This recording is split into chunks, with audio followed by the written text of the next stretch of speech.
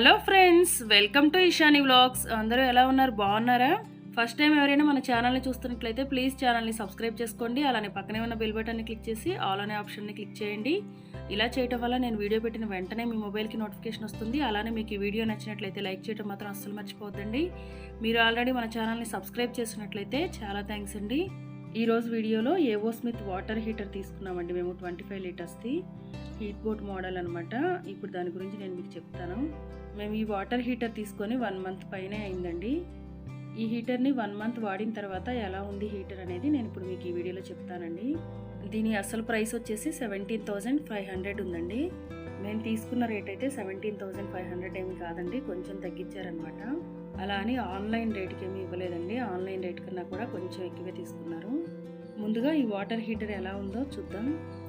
ఇక్కడ కనిపించే సైడ్ అయితే ఇది మనకి కిందకు వస్తుందండి. వాటర్ హీటర్ సెట్ చేసిన తర్వాత మనకి ఇక్కడ డిస్ప్లే కనిపిస్తూ ఉంటుందన్నమాట, ఎంతలో సెట్ చేసుకున్నాం టెంపరేచర్ అనేది.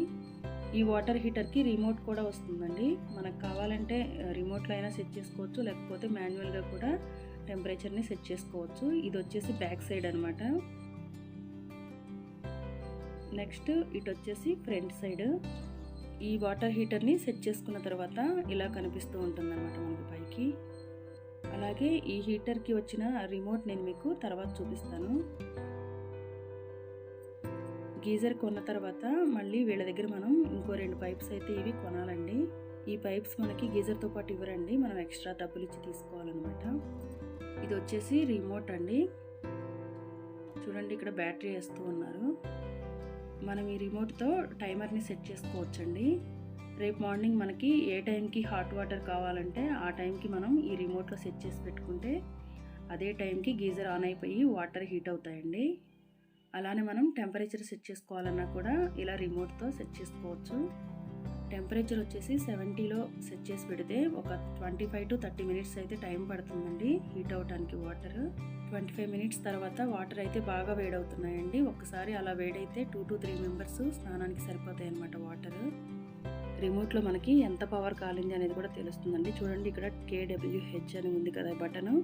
ఈ బటన్ పైన ప్రెస్ చేస్తే మనం ఇప్పటి వరకు మనకి ఎంత పవర్ కాలింది అనేది కనపడుతుంది అనమాట. దాంట్లో ఇలా మనకి ఎంత పవర్ కాలింది అనేది ఇలా డిస్ప్లే అవుతుందన్నమాట. ఈ టెంపరేచర్ అనేది మనం రోజు ఏమీ సెట్ చేయాల్సిన అవసరం లేదండి, ఒకసారి సెట్ చేసి పెట్టుకుంటే సరిపోతుంది. మనం టెంపరేచర్ని కావాలంటే రిమోట్లో సెట్ చేసుకోవచ్చు, లేకపోతే ఇలా మాన్యువల్గా కూడా సెట్ చేసుకోవచ్చు.